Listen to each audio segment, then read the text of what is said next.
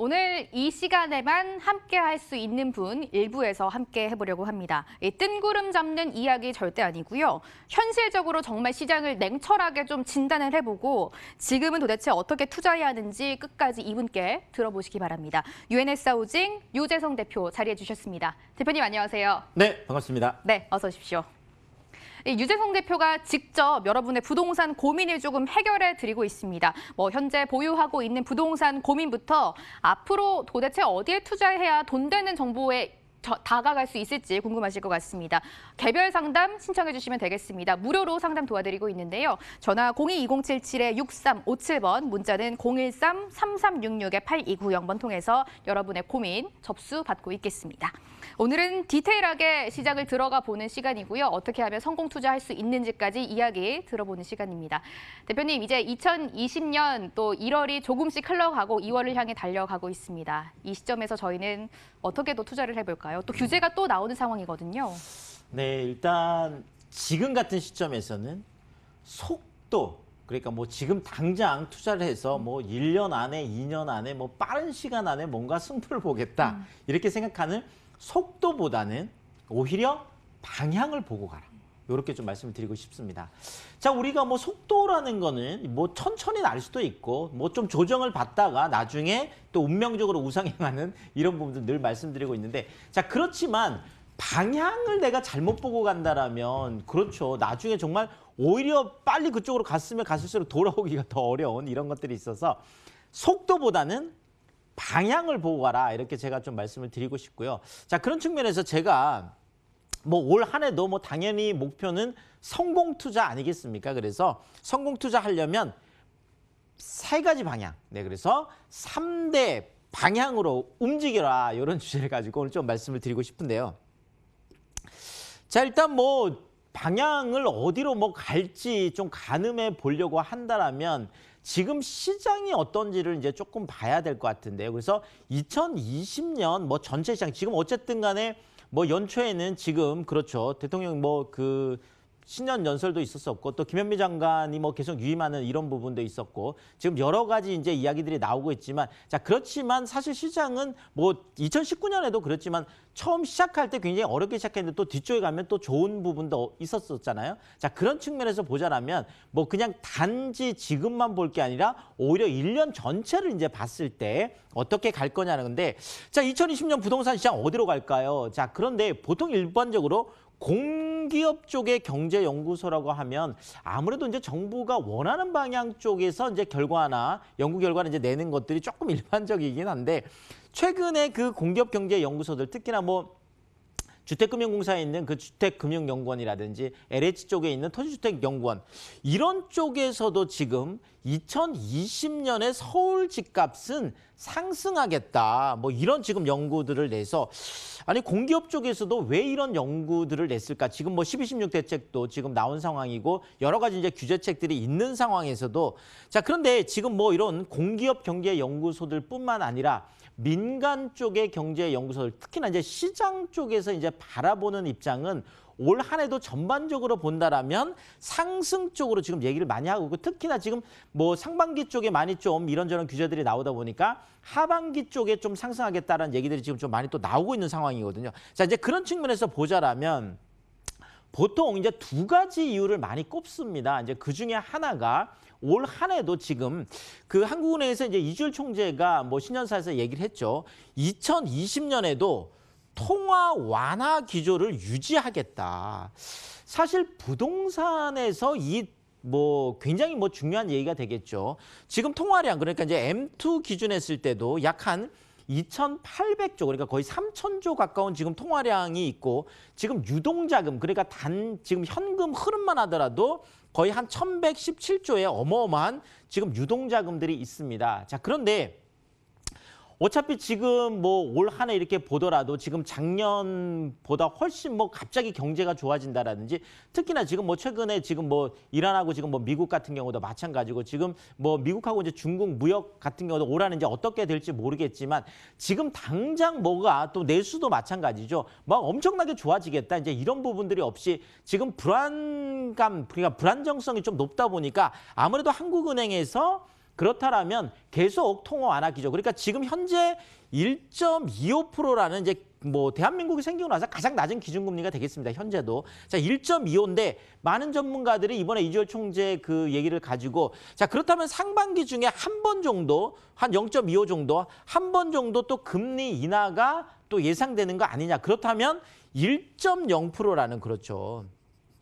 정말 대한민국이 생기고 나서 한 번도 경험해보지 못한 그런 정말 최저도 기준금리가 올 수도 있겠다. 자, 결국 기준금리가 낮아지고 또 금리가 낮아진다는 의미는 결국 시중의 유동성이 그만큼 풍부해진다는 얘기가 되겠습니다. 자, 그런 측면에서 올 한 해도 이 많은 통화량들이 부동산 쪽으로 흘러갈 가능성이 많고 이번에 뭐 김현미 장관 얘기도 그렇죠. 그다음에 또 이제 많은 분들이 얘기하는 것들도 지금 결국은 이런 풍부한 유동성들이 부동산 쪽으로 흘러가기 때문에 그런 거에 대한 이제 우려들 때문에 지금 또 대책들도 지금 계속 나오고 있는데 어쨌든 간에 이런 풍부한 유동성은 계속 부동산 시장에 뭔가 좀 활력을 불어넣는 이런 건 또 어쩔 수 없다라는 거죠. 자, 또 하나가 뭐냐면 이제 공급 물량에 관한 부분인데요.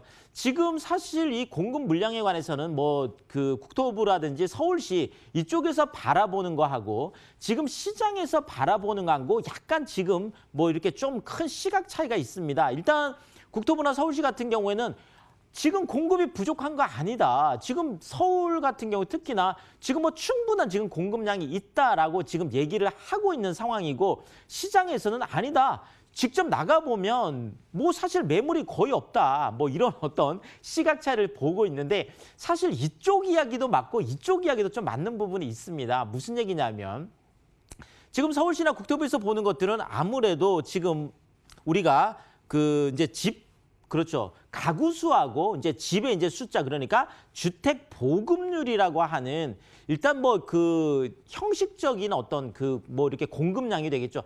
이미 우리나라는 2008년에 뭐 주택 보급률이 100%를 넘어섰고요. 지금 2017년에 이미 한 103%까지 지금 올라와 있기 때문에 지금 실질적인 뭐 그냥 공급량만 본다라고 한다라면 뭐 사실 집이 100채인데 집이 이제 100세채인데 세대수가 100가구밖에 안 되니까 그렇죠. 뭐 사실은 이제 집이 남아돈다라고 얘기할 수도 있겠습니다. 자, 그렇지만 실질적으로 많은 분들이 집이 부족하다라고 느끼는 거는 이런 정말 양적인 공급이 아니라 우리가 이제 이걸 보고 최근에는 이제 질적 공급이다 이렇게 얘기를 하는데요. 말 그대로 지금 뭐 많은 분들은 야, 강남처럼 이렇게 좀 생활 인프라가 잘 돼 있는 곳에서 살고 싶다. 뭐 나도 이왕이면 뭐 아파트 안에 초등학교도 있고 아파트 안에 수영장도 있고 아파트 안에 또 뭐 커뮤니티 시설도 되어 있고 이런 정말 좋은 환경에서 살고 싶다. 이렇게 이제 생각하는 게 많다라는 거죠. 자, 그런 측면에서 뭐 그냥 이걸 한마디로 정리를 한다라면 집이 없는 게 아니라 살고 싶은 집이 없다라는 거죠. 집이 부족한 게 아니라 살고 싶어하는 집이 부족하다라는 거죠. 자, 이런 측면에서 지금 뭐 정부가 가지고 있는 시각하고 시장이 가지고 있는 시각, 또 현실적인 시각들이 좀 이렇게 다르게 나타날 수 있겠지만 어쨌든 간에 많은 수요자들은 소위 말하는 내가 진짜 나중에 집값이 올라갈 수 있고 현재 살기도 편리한 이런 집을 지금 원하고 있기 때문에 늘 공급이 부족하다라고 생각할 수밖에 없겠다라는 거죠. 그런 의미에서 뭐 김현미 장관은 이제 매물 잠김 현상을 얘기했는데 자, 어쨌든 공급 물량 해갈이 좀 어렵겠다. 주택금융연구원에서도 뭐 같은 의미로 지금 얘기를 했는데요. 무슨 얘기냐면 지금 작년에 준공 물량이 수도권에 약 한 18만 채 정도 되는데 올해 지금 준공 예정돼 있는 게 한 13만 채 정도밖에 되지 않습니다. 작년에 18만 채 공급할 때도 공급 부족에 대한 이야기 때문에 엄청나게 그렇죠.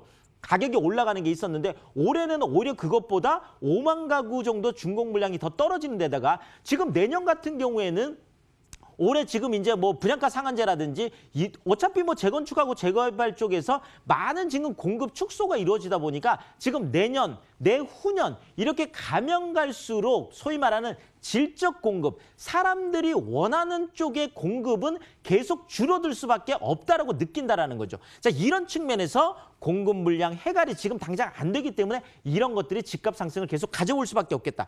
더더구나 이런 것들이 서울과 지방의 양극화 현상을 계속 확대하겠다. 이런 이야기들이 나오고 있습니다. 자, 그렇다면 이런 상황 안에서 어떻게 하면 우리가 뭐 방향을 잡고 가야 될 텐데요. 제가 그래서 세 가지 방향을 가지고 좀 얘기를 하도록 하겠습니다. 자, 일단 법과 정책은 좀 보수적으로 접근해라.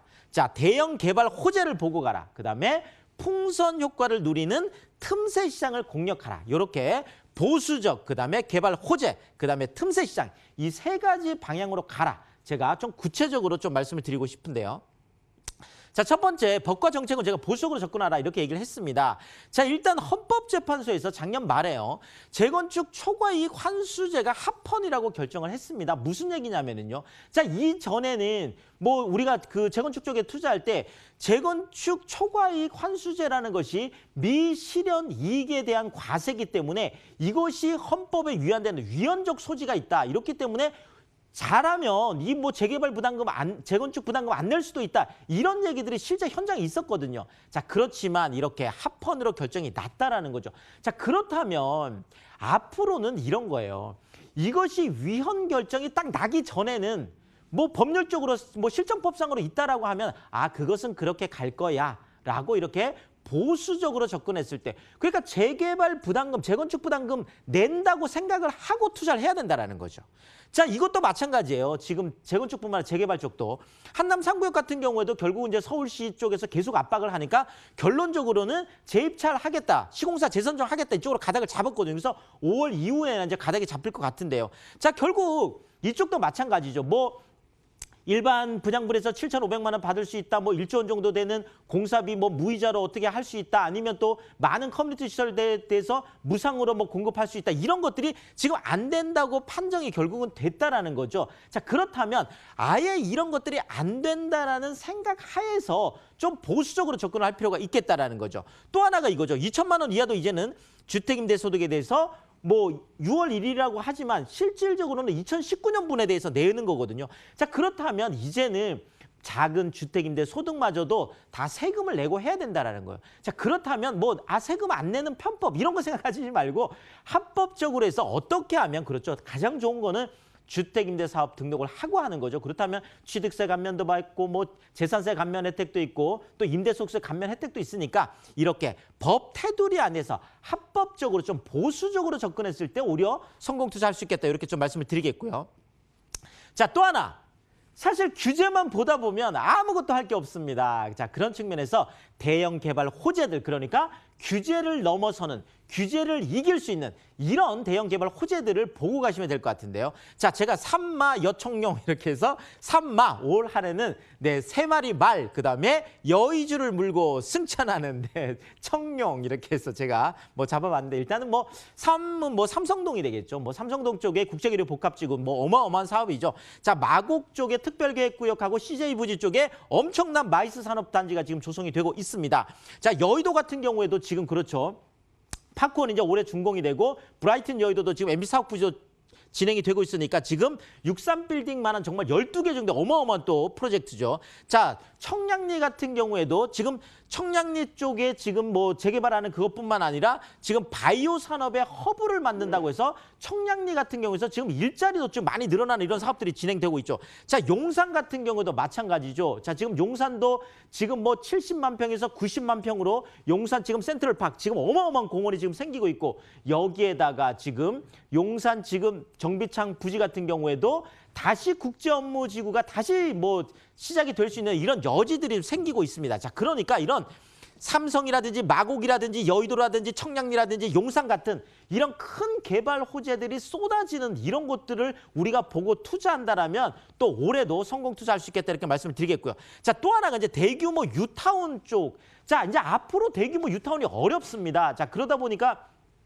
지금 뭐 노량진 유타운이라든지 뭐 신길 유타운이라든지 또 이쪽에 있는 영등포 유타운, 위쪽에 있는 수색 증산 유타운, 뭐 아현 유타운, 한남 유타운 할 것 없이 대규모 유타운 쪽에 있는 브랜드 신축 아파트 이런 쪽도 우리가 좀 주목해 볼 필요가 있겠고 또 하나가 이제 GTX 철길이죠. 이제 올해부터 좀 본격화될 텐데요. GTX A 노선, B 노선, C 노선 뭐 또 여기에다가 또 신안산선 또 GTX D 노선 같은 경우에도 올해 이제 구체화되다 보니까 이런 대규모 GTX 노선들, 그러니까 3세대 지하철 이런 것들을 보고 우리가 투자하는 것들, 이런 것 좀 추천을 드리겠습니다. 자, 마지막으로 올 한 해도 좀 규제 안에서도 풍선 효과를 오히려 누리는 이런 틈새 시장들이 있습니다.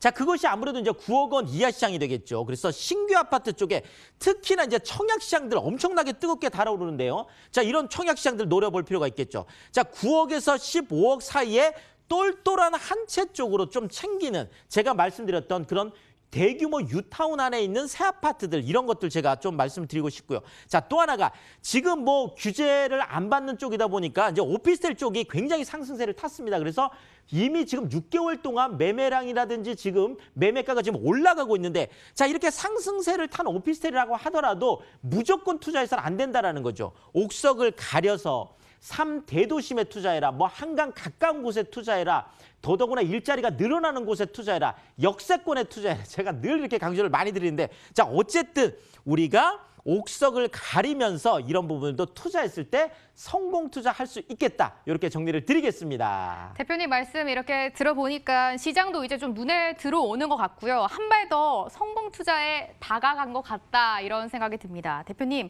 뭐 오늘 팁을 주셨잖아요. 삼마, 여총용에 주목을 하고 뭐 대규모 뉴타운 그리고 GTX에 주목을 하고 투자처를 계획하는 게 좋겠다라고 말씀해 주셨는데, 또 개개인 따라 또 지역 가고 싶은 지역, 투자하고 싶은 지역이 다를 것 같거든요. 좀 개별적으로 저희가 투자법 어떻게 세워보면 좋을까요? 네, 어쨌든 뭐 잘 정리를 하셨네요. 자, 그런데 진짜 뭐 자고 일어나면 또 규제가 나오고 그렇죠. 또 여러 가지 이제 복잡한 지금 것들이 있습니다. 자, 그러다 보니까 올 한 해 제가 금기어 하나 드릴 텐데요. 뭐냐면 묻지마 투자 안 된다는 거예요. 그래서 그냥 뭐 아무것도 생각 안 하고 투자해서는 나중에 가서 좀 낭패를 볼 수가 있습니다. 그러다 보니까 좀 전문가들하고 상담도 좀 하시고, 그다음에 또 하나는 뭐 세미나 같은 것도 좀 참석을 하셔서 내가 개별적으로 한번 움직이기 전에 좀 의견도 들어보고, 또 구체적으로 또 요즘 굉장히 복잡해져 있잖아요. 이런 것들 좀 풀어낼 수 있는 방법들을 좀 적극적으로 움직일 필요가 있겠다. 이렇게 말씀을 드리겠습니다. 특히 이번 연도는 묻지마 투자 절대 안 된다라는 점을 다시 한번 기억해 두도록 하겠습니다. 대표님이 말씀해 주신 것처럼 여러분의 이 상황에 맞는 좀 개별 상담은 무료 세미나 참석해 보시면 들어볼 수가 있겠습니다. 유재성 대표가 직접 진행하는 세미나 참여 방법 화면으로 소개해 드리겠습니다. 주제는 서울 역세권 소액 투자 실전 전략입니다. 매주 수요일 오후 1시고요. 강남구청역 1번 출구 유원 빌딩에서 진행됩니다. 02-2077-6357번으로 전화 주시고 참석해 주시면 되겠습니다. 주말에도 대표님이 세미나를 진행하신다라고 하는데요. 주제는 서울 부동산 투자의 모든 것. 매주 토요일 오후 1시입니다. 역시 장소는 강남구청역 1번 출구 유원 빌딩에서 진행됩니다. 두 세미나 모두 반드시 02-2077-6357번으로 서둘러서 전화 주시고 참석해 주시면 되겠습니다. 일부 너무 알차게 채워주신 부동산계 유반장 유재성 대표와는 아쉽지만 여기서 인사 나누도록 하겠습니다. 대표님, 오늘도 말씀 고맙습니다. 감사합니다.